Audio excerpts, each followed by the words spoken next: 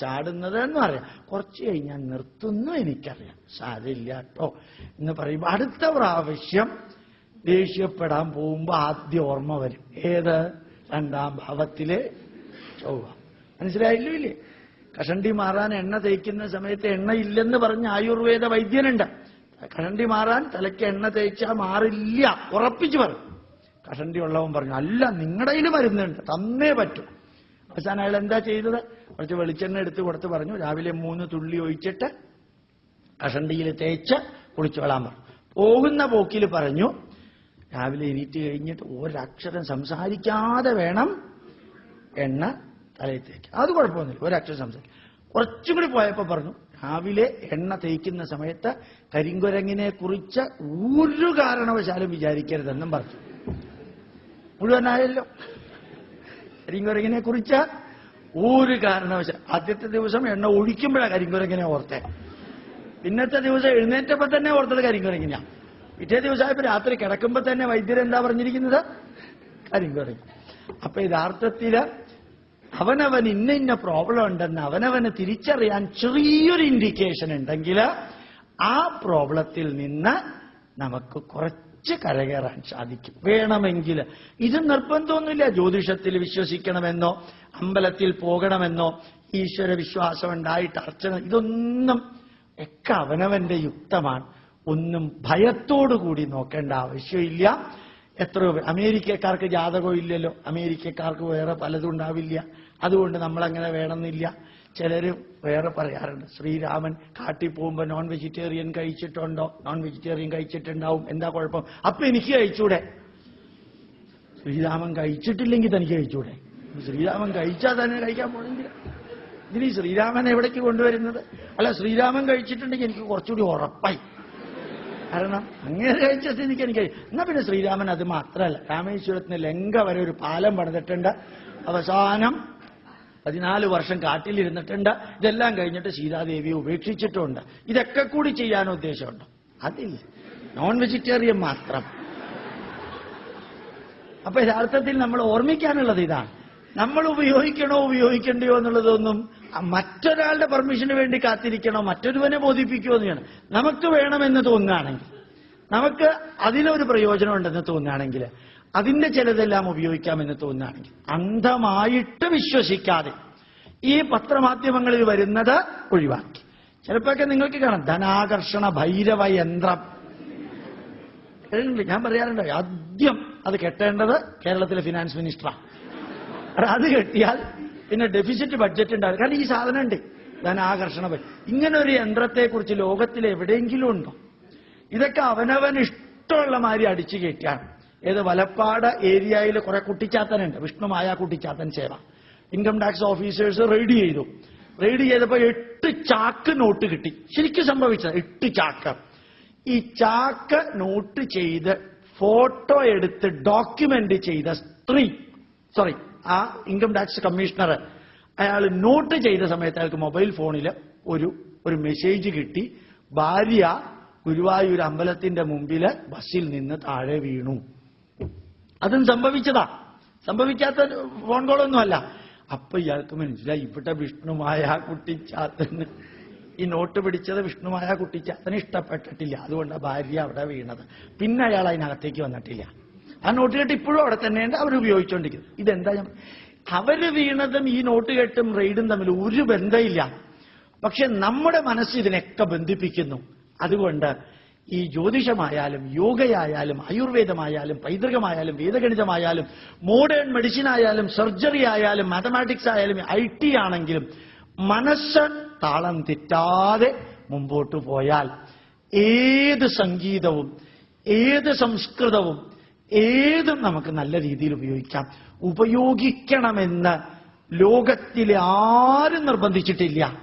അങ്ങനെ നിർബന്ധിച്ചിട്ടുണ്ടെന്ന രീതിയിൽ ഇതിനെതിരെ സംസാരിക്കുകയോ അനുകൂലിച്ച് സംസാരിക്കുകയോ ചെയ്യുന്നത് അബദ്ധം, വേസ്റ്റ് ഓഫ് ടൈം. അവനവന് വേണമെങ്കിൽ എടുക്കാം, വേണ്ടെങ്കിൽ വേണ്ട. ഇതെല്ലാ നോളജിനും ഇതാണ് ആപ്ലിക്കബിൾ. ഞാൻ വിശ്വസിക്കുന്നില്ല, വേണ്ട, വെരി ഗുഡ്, എക്സലന്റ്.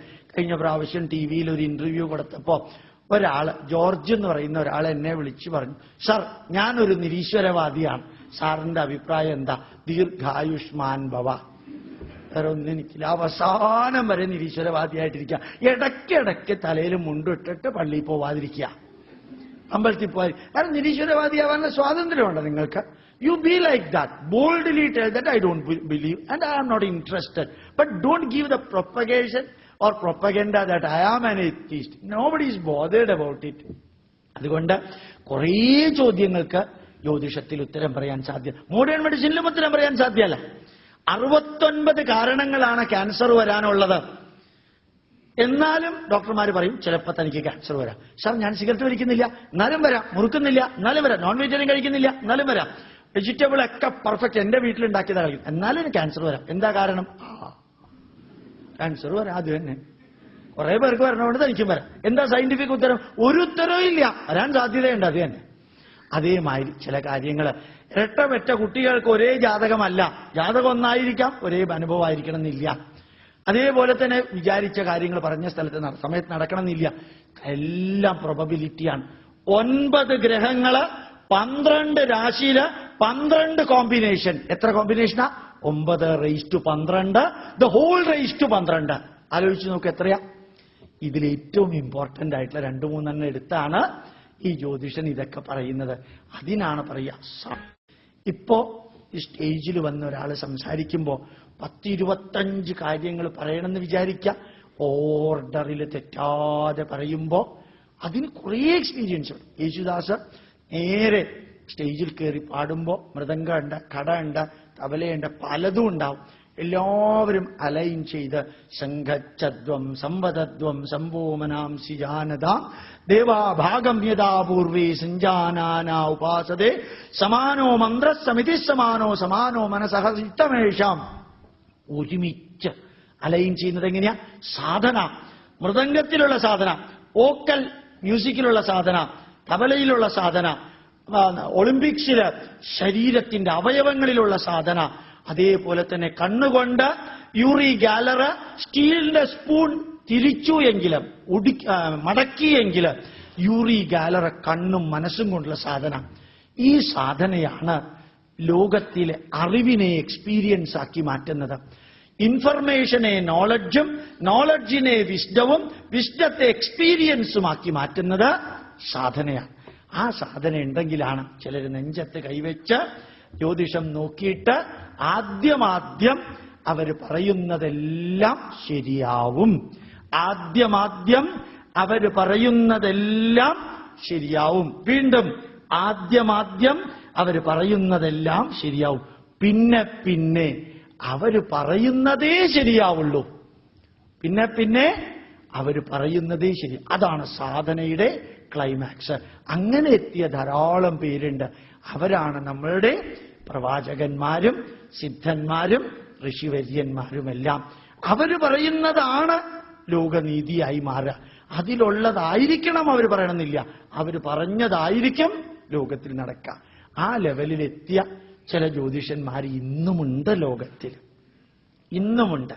അവരുടെ അടുത്തൊക്കെ ചെന്നാൽ മനസ്സിലാക്കാൻ സാധിക്കും. പരിധിക്കപ്പുറം ഭക്തിയോ, പരിധിക്കപ്പുറം അന്ധമായ വിശ്വാസമോ, പരിധിക്കപ്പുറം കടമയോ കടപ്പാടോ ഒന്നും വേണ്ട. സയൻസ് വിഷയങ്ങളെ കൈകാര്യം ചെയ്യുന്ന മാതിരി മോഡേൺ അപ്രോച്ചോടുകൂടി അതെല്ലാം കാണാൻ സാധിക്കുമ്പോഴാണ് ജ്യോതിഷം, സംഗീതം, ഭാരതീയ പൈതൃകത്തിലെ ചിലത് ദുരാചാരങ്ങളും അനാചാരങ്ങളും ഇല്ലാതെ നമുക്ക് കൺട്രോൾ ചെയ്യാൻ സാധിക്കുക എന്ന് പറഞ്ഞുകൊണ്ട് ജ്യോതിഷത്തിലെ ചില കാര്യങ്ങൾ പറഞ്ഞു. ഗ്രഹം എന്നുള്ളതിന് ഡെഫിനിഷൻ പറഞ്ഞു, കാരകത്വം എന്നുള്ളതിന് പറഞ്ഞു, ഭൂമിയുടെ ഗോളാകൃതി പറഞ്ഞു, ഭൂമിയുടെ ചെരിവ് പറഞ്ഞു, റൊട്ടേഷൻ സ്പീഡ് പറഞ്ഞു, അതേപോലെ റെവല്യൂഷൻ സ്പീഡ് പറഞ്ഞു, ഇന്റർനാഷണൽ രേഖ പറഞ്ഞു. ഇത് mathematical application of A spherical body is 100% in alignment with ultra modern mathematics and geometry. Astronomical calculation excellent. നിങ്ങൾ ഇന്ത്യൻ ഇൻസ്റ്റിറ്റ്യൂട്ട് ഓഫ് സയന്റിഫിക് ഹെറിറ്റേജിന്റെ വെബ്സൈറ്റിൽ പോയിട്ട് വടേശ്വര സിദ്ധാന്തം എന്നൊരു ഭാഗം എടുത്ത് വായിച്ചു നോക്കാം. വടേശ്വര സിദ്ധാന്തം വലിയ പുസ്തകമാണ്. വെബ്സൈറ്റിൽ പോയിട്ട് വായിച്ചാൽ ആദ്യത്തെ അധ്യായത്തിലെ 5 വരികൾ കഴിഞ്ഞാൽ മാത്തമാറ്റിക്സ് MSc ഉള്ളവന് പോലും മനസ്സിലാവില്ല. ഇംഗ്ലീഷ് ട്രാൻസ്ലേഷനാണ് എഴുതിയിരിക്കുന്നത്. മാത്തമാറ്റിക്സ് MSc എടുത്തവന് മനസ്സിലാവാത്ത applied mathematics as in astronomy നിങ്ങൾക്ക് അവിടെ കാണാൻ സാധിക്കും. അതിന്റെ അടിസ്ഥാനത്തിലാണ് ഇതെല്ലാം എഴുതിയിരിക്കുന്നത്. മാത്തമാറ്റിക്സ് സയന്റിഫിക് ആണ്, അസ്ട്രോണമി സയന്റിഫിക് ആണ്, പ്രഡിക്ഷൻ പാർട്ട് സയന്റിഫിക് അല്ല.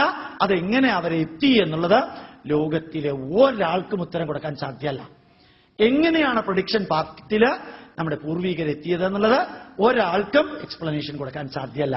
അതുകൊണ്ട് സയന്റിഫിക് ആണോ എന്ന ചോദ്യത്തിന് അസ്ട്രോളജി സയന്റിഫിക് അല്ല. യൂസ്ഫുൾ ആണോ എന്ന ചോദ്യത്തിന് വേണമെങ്കിൽ യൂസ്ഫുൾ ആക്കാം, വേണ്ടെങ്കിൽ യൂസ്ഫുൾ ആക്കണ്ട.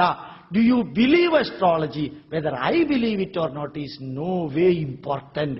Because whether if you want to use it, use it. Don't want to use it, don't use it.